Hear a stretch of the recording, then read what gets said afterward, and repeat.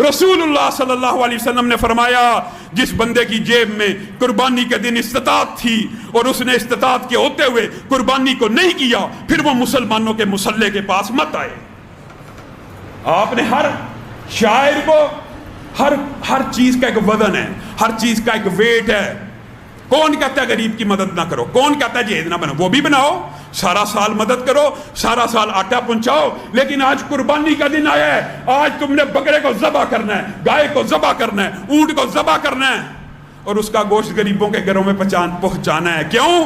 پورا سال اس نے کھایا نہیں، تو کھاتا رہا، اس نے کھایا نہیں۔ قربانی کا مقصد یہی ہے کہ دل کا تقوی اللہ تک پہنچ جائے۔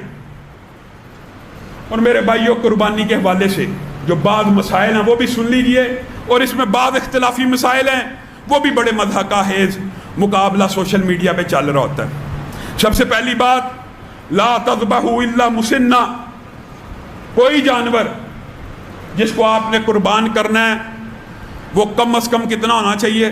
2 دانتا۔ اس 2 دانتے سے مراد کیا ہے؟ یہ کم از کم مقدار ہے، یعنی 4 دانت، 6 دانت، 8 دانت سارے مسنہ کے حکم میں ہیں۔ الا ان یعصر علیکم، مگر آپ بازار گئے، دوندا اویلیبل نہیں، دوندا جانور مل نہیں رہا، آپ نے پلان کیا میں نے 25,000 کی قربانی کرنی ہے، 25,000 کا کوئی بکرا دوندا نہیں ملا، اب آپ کیا کریں؟ اب اللہ کے رسول نے اجازت دے دی، اگر مارکیٹ میں اویلیبل نہیں ہے، تیری جیب تنگ ہے، تو بھیڑ کا، دمبے کا، اس قسم میں سے کوئی ایک جانور جس کی عمر کم از کم 1 سال ہو، بعض محدثین نے 9 مہینے بھی لکھا، اس کو قربان کر دے، کیونکہ 1 سال کا جانور قربانی کے لیے لگ جاتا ہے، اس کے اندر طاقت اتنی قوت ہوتی ہے، اگرچہ ابھی اس کے دانت نہ بھی گرے ہوں، اللہ تعالیٰ اس کی قربانی قبول کرتا ہے، مگر کب؟ جب تیری جیب اجازت نہ دیتی ہو یا مارکیٹ سے اویلیبل نہ ہو۔ اگر مارکیٹ میں 2 دانتا اویلیبل ہے، یہ بھی عجیب ٹرینڈ ہے مارکیٹ میں، 2 دانت کا جانور بکرا مل رہا ہے، چھترا مل رہا ہے، ہر چیز مل رہی ہے، کھیرا دمبا 70,000 روپے کا نہیں لگتا، نہیں لگ سکتا، 70,000 کا جانور اویلیبل ہے دوندا۔ اگر تو صرف اس بنیاد کے اوپر کھیرا 2 دانت سے کم کرنا چاہتا کہ خوبصورت ہے، بڑا ہے، صرف 2 دانت کے جانور کی قربانی ہوگی، اور اس سے اوپر جتنی عمریں ہیں سب کی قربانی جائز ہے۔ نمبر 1 بات یہ سمجھ لیجیے۔ نمبر 2 بات، کانا نہ ہو، لنگڑا نہ ہو، اور اتنا کمزور نہ ہو کہ کھڑا ہو تو پتہ لگے ابھی گرا ہے، ابھی گرا ہے، ان کی قربانیاں نہیں لگتی۔ جو کان کٹے کا مسئلہ ہے، اگر وہ بہت معمولی سا کٹ ہے وہ جانور لگ جائے گا۔ اب آئیے اس معرکۃ العراء مسئلے کی طرف، جس کو بلا وجہ اختلافی ایسے شو کیا جا رہا ہے جیسے بڑا کوئی عقیدے کا مسئلہ ہے۔ یہ کوئی عقیدے کا مسئلہ نہیں ہے، یہ ان مسائل میں سے ہے جس میں اجتہاد ہے، جس میں سے ایک نص کے 2 مطلب نکل سکتے ہیں، اس لیے جو ایک کے قائل ہیں وہ دوسرے کے اوپر تان نہ کریں، جو دوسرے کے قائل ہیں وہ پہلے کے اوپر تان نہ کریں۔ مسئلہ کیا ہے؟ مسئلہ یہ ہے جی، بھینس جو ہے، بھینس کیا اس کی قربانی لگ جاتی ہے؟ کیا کٹے کی قربانی لگ جاتی ہے؟ میرے بھائیو یاد رکھو، اللہ تعالیٰ نے 8 ازواج 8 جانوروں کا قربانی کے لیے ذکر کیا، نر مادہ اگر نکال دی جائے تو 4 جانور، 8 ازواج کا مطلب 8 جوڑوں میں صرف 8، کون سا؟ بکرا، گائے، اونٹ اور بھیڑ۔ بھیڑ کے اندر تشریح میں رسول اللہ نے دمبے کو بھیڑ میں شامل کیا، ہم مانتے ہیں، کوئی اعتراض کی بات نہیں۔ یہ وہ 8 جوڑے ہیں جن کو قربانی کے لیے اللہ کی بارگاہ میں پیش کیا جائے گا۔ بعض لوگ یہ سمجھتے ہیں کہ ہر حلال جانور کی قربانی جائز ہے، نہیں میرے بھائیوں، ان 8 کے علاوہ ہر حلال جانور کی قربانی جائز نہیں ہے۔ رسول اللہ صلی اللہ علیہ وسلم نے قرآن کی آیت ہی واضح ہے کہ یہ 8 جانور قربانی کے لیے ہیں، اس کے بعد رسول اللہ کی سنت واضح ہے۔ کیا رسول اللہ نے ہرن کو قربان کیا؟ ہرن حلال نہیں؟ حلال ہے۔ جب حلال ہے تو قربانی بھی ضروری ہے؟ نہیں ضروری، ہوگی ہی نہیں۔ ہرن کی قربانی نہیں ہو سکتی، 12 سنگے کی قربانی نہیں ہو سکتی، پاڑا کی قربانی نہیں ہو سکتی، اڑیال کی قربانی نہیں ہو سکتی۔ یہ جتنے جانور، سینکڑوں کی تعداد ہے حلال جانور، حلال جانور تو سینکڑوں ہیں، کیا سب کی قربانی ہوگی؟ نہیں، صرف ان 4 جوڑوں کی، یعنی 8 کل نر مادہ ملا کے اور 4 جنس کے اعتبار سے۔ یہ مسئلہ ہے۔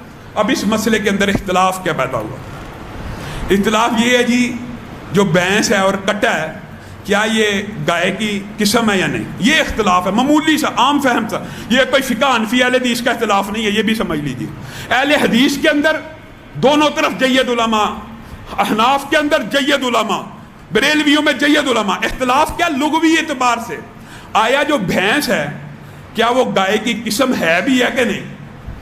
ایک بات میں کہنا چاہتا ہوں میرے بھائیوں، جو کسی سپیشی کی قسم اور نسل ہوتی ہے بالعموم اس کا یہ کلیہ ہوتا ہے کہ اس کے ساتھ جفتی یعنی انٹرکورس اور جمع ہو جاتا ہے۔ گائے کا بھینس کے ساتھ کبھی انٹرکورس نہیں ہو سکتا، حتیٰ کہ گھوڑے کا گدھے کے ساتھ انٹرکورس ہو جاتا ہے، کیونکہ سائنٹیفکلی اور جینیٹیکلی ان کی فیملی اوپر جا کے ایک ہے، اور گائے اور بھینس کی فیملی ایک نہیں ہے۔